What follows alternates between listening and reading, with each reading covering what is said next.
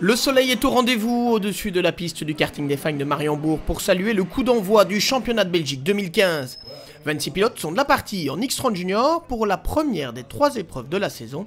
Et c'est Hugo de Wilde qui a signé le meilleur temps des essais qualificatifs devant Kenny Rosens, Antonio Iapolo, le français Milan Petelet et Rhys Viveret.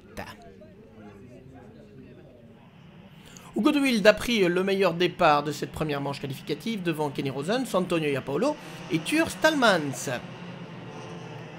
Mais si Antonio Iapolo ne pourra pas embêter Hugo de Wilde, ce n'est pas le cas de Kenny Rosens qui prend la tête au début de cette première manche qualificative, permettant aussi à Antonio Iapolo de revenir en lutte pour la victoire.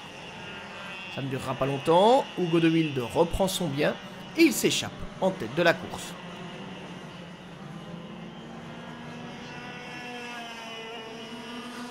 Derrière le Bruxellois, la bataille fait rage avec Kenny Rosens, Antonio Iapolo et Rhys Viveret également qui est bien remonté.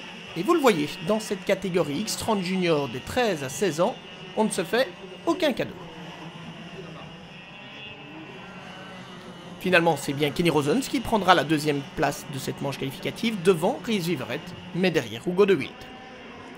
Hugo de Wilde qui se retrouve donc de nouveau en pole position pour la deuxième manche qualificative et qui conserve l'avantage. Rhys Viveret, Tur Stalmans et Kenny Rosens se plaçant directement dans son sillage. Très vite, c'est un duel en tête de la course que l'on va assister.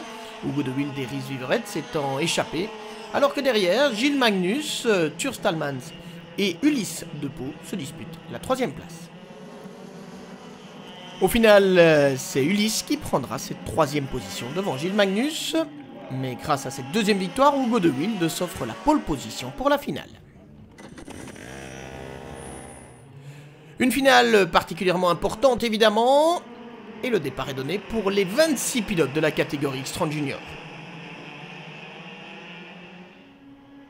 À la fin du premier tour, Rhys Viveret a directement pris quelques distances. Le jeune pilote de Louvain, nouveau venu dans la catégorie X30 Junior, va dominer intégralement cette finale. Malheureusement pour lui, un départ anticipé et la pénalité de 3 secondes qui va en découler vont lui coûter une victoire pourtant méritée. Il terminera 4e finalement.